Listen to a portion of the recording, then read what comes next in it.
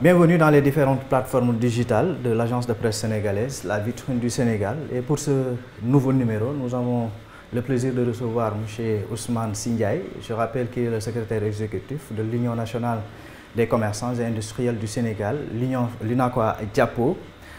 Bonjour à vous, M. Ndiaye. Bonjour, cher ami. Je suis très heureux de vous retrouver et de retrouver vos téléspectateurs, tous vos usagers de vos différentes plateformes digitales dans ce contexte extrêmement difficile, marqué par des souffrances extrêmes que le peuple sénégalais vient de vivre, une vraie tragédie. C'est très pénible. Monsieur Ndiaye, dites-nous un peu quel sentiment vous anime lorsque vous observez un peu ces scènes de pillage et autres actes même de vandalisme survenus donc lors des événements du jeudi 1er et vendredi 2. Alors, face à ces événements douloureux, forcément, nous sommes habités par un sentiment de grande tristesse, de désolation et surtout de souffrance, notamment pour les pertes en vies humaines que nous avons enregistrées. 16 morts en 3 jours, plus de 500 blessés, plusieurs milliards pillés, une image du Sénégal traînée dans le feu et le sang. C'est véritablement une tragédie extrême que ce pays n'a jamais connue. Et je suis tenté de dire plus jamais ça. Ce sont des événements que nous avons très mal vécus, mais ce sont des événements également avec un peu de recul qui nous ont confortés que dans ce pays, nous avons encore des défis importants à relever. Nous devons plus que jamais nous serrer la ceinture. Nous devons plus que jamais travailler à assurer la cohésion nationale nécessaire pour faire face justement à tous ces défis qui se dressent devant nous. En parlant maintenant un peu du bilan, le CNP a dernièrement fait état un peu de plusieurs milliards de francs CFA qui ont été donc engloutis dans ces événements. Au niveau donc de l'UNACOIS-JAPO, particulièrement au niveau avec vos membres, dites-nous un peu quel bilan dressez-vous un peu de ces événements. C'est à peu près la même évaluation à ce stade. Il nous est difficile de chiffrer justement tous les dégâts. Ce que nous ne pourrons jamais évaluer à sa juste valeur, ce sont les pertes humaines que notre pays a enregistrées. C'est vraiment ce qui fait le plus mal, ce qui est le plus difficilement vécu. Mais sur le plan matériel, c'est plusieurs milliards, est-ce des centaines ou des milliers? Nous n'en savons encore rien du tout. Ce que nous avons relevé, c'est que toutes les chaînes à la fois de production, de distribution et de services ont été fortement endommagées. Toute la chaîne de distribution de la région de Dakar et des Ziguinchor ont été fortement endommagées, du gros jusqu'au détail traditionnel dans les marchés. Et ça, c'est au moins journalièrement un volume de transactions qui se chiffre entre 50 et 100 milliards. Sans compter maintenant les véritables préjudices matériels que nos amis du secteur informel notamment ont vécu et qui sont difficiles à évaluer. Je rappelle que notre pays est majoritairement constitué d'acteurs informels dans tous les secteurs, et notamment le commerce, l'artisanat, le transport, les services, les tchak-tchak que nous connaissons, etc., etc. Alors à ce stade, il est difficile de dresser un bilan précis, mais ce qui est incontestable, c'est que c'est plusieurs milliards que ce pays vient de perdre, c'est plusieurs centaines de milliards que le secteur privé vient de perdre. Et si on tient compte également des préjudices et des difficultés vécues par le secteur bancaire, parce que les agences bancaires ont été attaquées, le bilan est forcément très lourd et macabre. Plusieurs milliards perdus, est-ce à dire qu'aujourd'hui, ou bien cela présage en d'autres termes, qu'on s'achemine vers un lendemain du reste assez difficile pour le secteur privé national? Forcément, ça ne va pas être facile, mais on va continuer à nous battre. Déjà, nous avons été rattrapés par ces événements en pleine relance économique, parce que nous sortons de double crise sanitaire et sécuritaire. Nous avions convenu avec l'État la mise en place d'un certain nombre de mécanismes de maîtrise des prix, notamment des prix des denrées de première nécessité et du coût de la vie de manière générale, au prix d'importants sacrifices, d'abord consentis par l'État, à travers le renoncement de certaines de ces taxes hautement stratégiques, taxes fiscales, taxes douanières et subventions directes au niveau des importateurs et des industriels par une forte compression des marges bénéficiaires pour permettre aux consommateurs de pouvoir accéder plus convenablement aux denrées essentielles qui font l'objet de besoins de consommation au quotidien. Donc il est clair que la reconstruction de tout ça, la relance de toutes ces activités sera également une autre manche, une autre paire de bataille. Ça va être aussi difficile que les événements que nous avons vécus. Mais nous estimons que notre pays a les ressorts suffisamment motivés pour se relever et poursuivre sa marche. Et qu'auriez-vous envie de dire aux différents protagonistes de cette crise, notamment le chef de l'État, le président Macky Sall, rappelons-le aussi, récemment annoncé qu'il allait donc recevoir en audience le secteur privé national? Alors, je ne voudrais pas trahir le secret de mes amis du secteur privé. Nous sommes en pleine préparation pour une audience de travail avec le président de la République. Nous avons déjà rencontré le F24, donc une bonne partie de l'opposition, pour échanger sur la situation du pays. Et la posture du secteur privé est d'abord une posture de neutralité qui rappelle à tous les protagonistes que l'entreprise ne saurait être la victime ou la cible justement d'agressions de toutes sortes dans un contexte que nous connaissons. Il faut qu'on arrive à dissocier les événements politiques, les événements de contestation et la préservation de l'outil de production d'une part et la préservation des biens publics d'autre part. Parce que les biens publics ont été investis par les moyens des Sénégalais, y compris également ceux du secteur privé, pour une bonne partie. Donc il est fondamental que tous les acteurs s'alignent sur l'absolue nécessité de préserver les biens publics et de préserver l'outil de production. Parce que dans tous les cas, il n'y a pas de projet politique qui peut se mettre convenablement en œuvre sans avoir besoin de s'appuyer sur un support économique dynamique, solide et capable d'apporter les réponses sociales d'accès aux revenus qu'attendent les jeunes, les femmes et toutes les autres populations. Donc l'économie doit faire l'objet d'un consensus fort, d'un consensus largement partagé par tous les acteurs, de manière à la préserver justement de toute difficulté qui puisse surgir dans la vie politique de notre pays. Est-ce à dire aujourd'hui que les acteurs doivent impérativement dialoguer, se retrouver autour d'une table? Mais c'est absolument nécessaire. C'est ça la posture du secteur privé. Nous avons appelé à la paix, nous avons appelé au dialogue.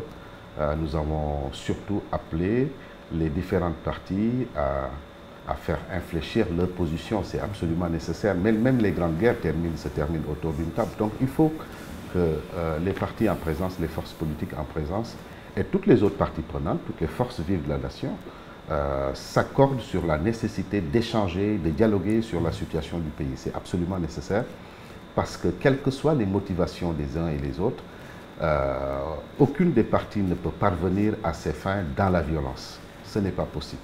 À partir de ce moment, il nous paraît fondamental de s'accorder sur la nécessité de dialoguer et c'est sur ce que nous sommes en train de travailler. Nous avons espoir parce que nous avons toujours confiance à la classe politique. Nous estimons qu'ils sont aussi patriotes que nous. Nous estimons qu'ils sont aussi responsables que le secteur privé. À partir de ce moment, nous pensons qu'il est possible d'arriver à un consensus sur un minimum d'entente. Monsieur Ndiaye, c'est dans ces moments de crise et de doute que l'on voit souvent aussi l'ingéniosité un peu du génie humain. Un peu par rapport à la sécurisation peut-être de vos biens, que pouvait être un peu aujourd'hui le mécanisme, que ça soit donc sur le plan technologique ou bien technique, pour mettre à l'abri vos biens? Alors non, nous pensons déjà qu'il faut qu'on compte sur le sens des responsabilités de tout le monde. L'outil de production de l'entreprise, l'infrastructure publique, le bien public sont des patrimoines de tous, du peuple sénégalais. Donc c'est à tout le monde de le protéger, c'est à tout le monde de le préserver, parce que dans un pays où déjà la plus grande demande est liée à l'accès à l'emploi, l'accès à un revenu, Et ces accès nous sont facilités par le secteur privé une fois que l'État a mis en place le cadre. Donc il est presque incompréhensible, voire même absurde, de vouloir détruire l'outil sur lequel on compte pour accéder justement aux capacités de réalisation et de mise en œuvre de ces projets personnels. À cela s'ajoute également du fait qu'il faut que tous les acteurs et le peuple, et plus particulièrement les jeunes, comprennent que l'exercice des libertés et des droits ont besoin de capacités économiques. Parce que quand on n'a pas de capacité économique, on ne peut pas exercer ses droits. Comme on dit en Wolof, donc les gens, avant de songer à marcher, avant de songer à contester ou à faire valoir leur liberté individuelle, ont besoin de manger, ont besoin d'être en sécurité, ont besoin de se soigner. On ne peut pas même être dans un pays où tous les circuits d'approvisionnement du marché en besoins alimentaires, en médicaments et en besoins de toutes sortes soient suspendus et qu'on veille que ce pays-là ait l'esprit tranquille, la conscience de réaliser des projets politiques. Ce n'est pas possible. Donc il faut qu'on replace le tout dans son contexte et que les gens puissent faire la part des choses. L'économie n'a rien à voir avec la politique partisane. Naturellement, notre pays, comme tous les autres pays modernes, a besoin de parfaire sa démocratie, de la poursuivre. Elle a besoin de parfaire ses mécanismes de gouvernance interne. Et c'est dans cette logique que nous nous inscrivons pour faciliter justement les échanges entre les différentes parties. À un moment donné, le secteur privé, surtout le secteur privé marchand, les commerçants dans les marchés traditionnels, avait émis le besoin urgent de s'auto-organiser pour se protéger. Mais nous n'avons pas voulu faire courir à notre pays un autre risque. Parce que quand on en arrive à ce que chacun puisse veuille maintenant prendre sa sécurité en charge, vraiment on verse dans le désordre et ça risque d'être de tourner en catastrophe où des Sénégalais contre des Sénégalais vont se battre. Pour nous, c'est inutile. Nous avons découragé cette demande, nous avons tout fait pour la désamorcer, de manière à ce que tout le monde continue à faire confiance à l'autorité de l'État. Parce que si l'autorité de l'État est rompue, on est tous en insécurité. Et ça, c'est fondamental. Maintenant, il est bien évident que les commerçants, les entrepreneurs, les industriels ne se laisseront plus surprendre par les agressions et les attaques dont ils ont été l'objet. Parce qu'à un moment donné, les gaspillages étaient vraiment orchestrés par un banditisme de très haut niveau. Et ça, il faut que ça cesse. C'est pourquoi nous avons demandé l'arrêt systématique des agressions et des attaques perpétrées contre le secteur bancaire, perpétrées contre le transport et même le transport public de Dakar Dem Dikk, parce que ce sont nos consommateurs, nos ouvriers, nos amis qui sont usagers de Dakar Dem Dikk. Ce sont également les populations qui demandent à accéder au marché. Alors si tous ces secteurs-là sont bloqués, si tous ces secteurs-là font l'objet d'agressions, sont attaqués, finalement, c'est l'appareil productif même du pays qui est remis en cause et qui risque d'être endommagé. Heureusement que les dégâts ne sont pas arrivés à un point où il n'est pas possible de relancer l'appareil productif du pays. À cela s'ajoute également les surcharges énormes que c'est en train de créer également pour le secteur privé. Dans un secteur comme celui de l'importation, pendant ces 3 jours, toutes les compagnies maritimes ont fermé leurs portes. Aucune transaction, aucune opération de dédouanement, aucune opération de débarquement et de sortie de marchandises n'a été possible au port de Dakar. Et cela va se traduire par une situation de congestion qu'on va encore revivre au port de Dakar. Et les situations de congestion créent également de la surenchère sur la structure des prix. Parce que quand les bateaux ne peuvent plus accéder au quai du port, sont obligés d'observer des temps d'attente et qui sont souvent très, très, très longs. Mais cela renchérit les coûts parce que ça fait l'objet de pénalités qui sont payées par les marchandises et qui sont qui sont supportés par les importateurs. Est-ce à dire qu'on peut s'acheminer impérativement vers un renchérissement du coût de la vie, notamment des produits alimentaires? Mais le risque est gros. Le risque, il est là, il est gros. Le marché était relativement assez bien approvisionné, mais les dernières commandes, surtout destinées à la préparation de la tabaski, sur les produits horticoles, sur les filières tissus, couture, sur les intrants de la couture comme les produits de mercerie, sur les boissons et quelques matériels de production, de construction sont encore bloqués au port. Si bien que les frais supplémentaires de surestarie, de magasinage et d'autres frais de prestation portuaire qui vont être répercutés, qui vont être posés sur ces conteneurs devront être pris en charge d'une manière ou d'une autre. Par l'opérateur, est-il capable de les prendre en charge et de vendre à perte? Je ne le crois pas. La logique voudrait qu'on la répercute sur le prix et que ce soit le consommateur qui le prenne en charge. Nous connaissons les limites également de bourse de nos consommateurs. Ça risque d'être très lourd sur les populations qui sortent de situations difficiles.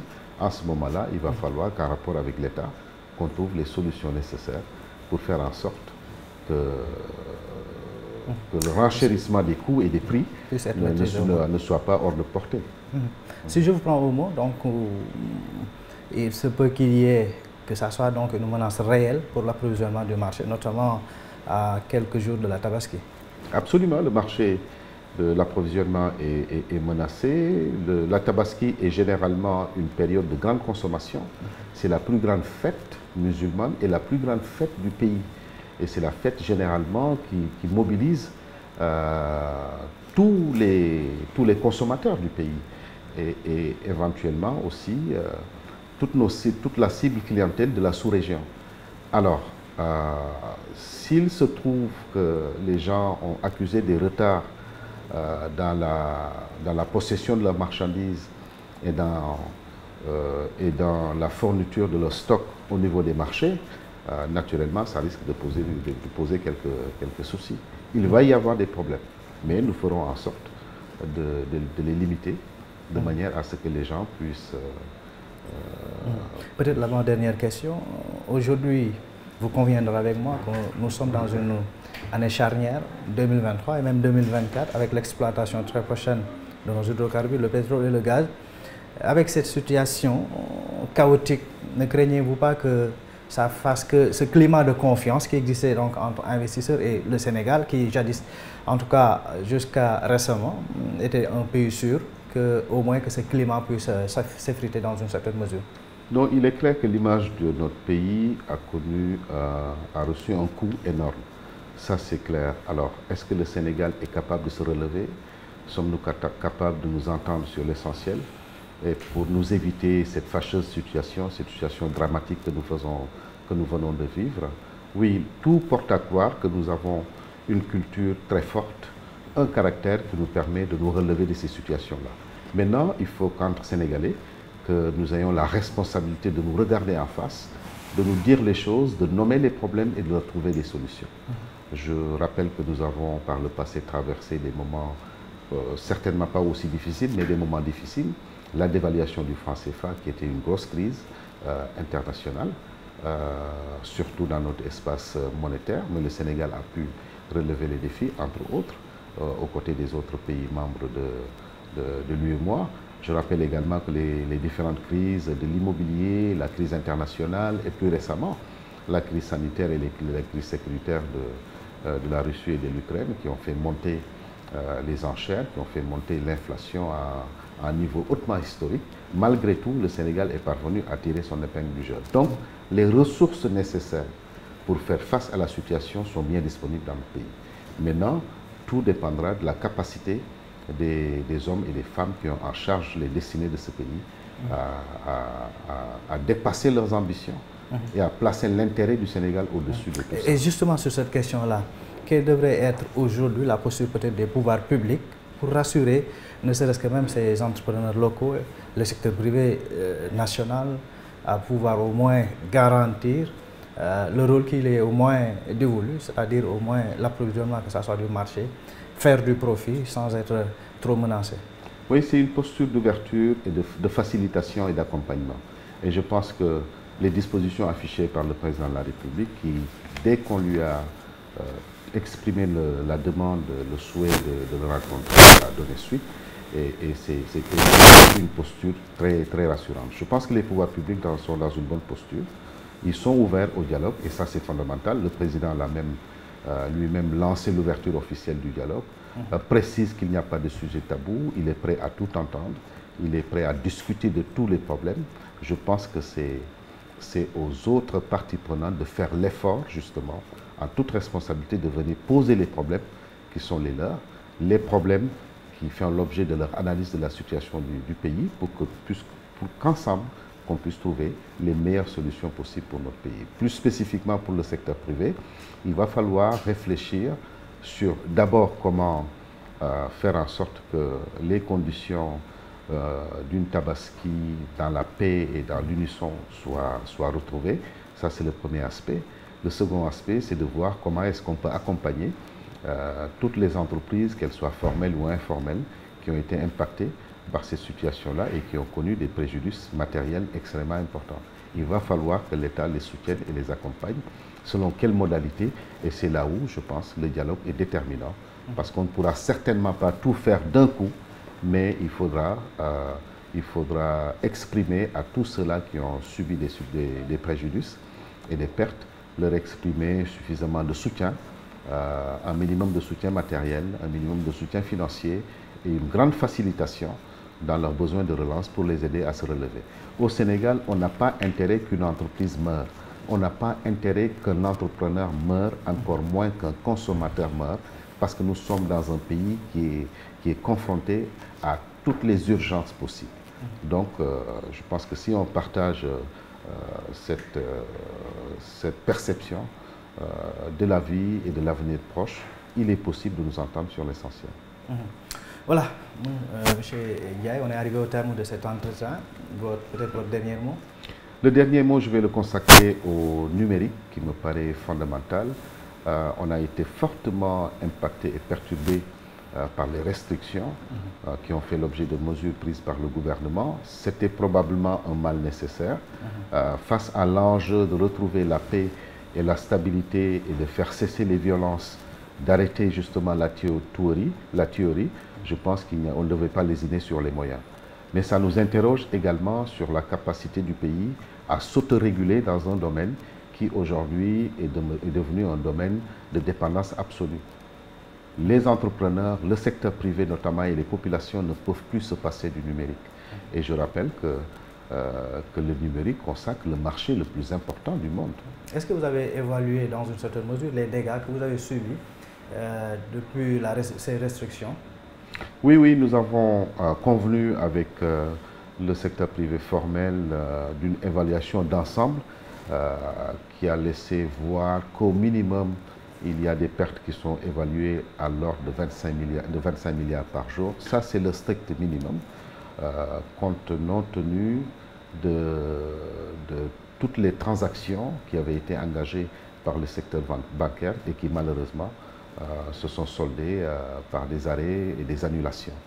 Il y a eu des engagements également que des entrepreneurs, comme les industriels, les importateurs, avaient pris avant l'arrêt avant la mesure de restriction vis-à-vis de leurs partenaires. Malheureusement, ils ont été également fortement impactés. Cette perspective que nous offre la zone économique, la ZLECAf, la zone économique de libre-échange continental, n'est que la modalité pratique opérationnelle sur le terrain de réaliser un marché. Mais en réalité, le marché existe déjà. C'est celui du numérique. Le numérique fait éclater les frontières et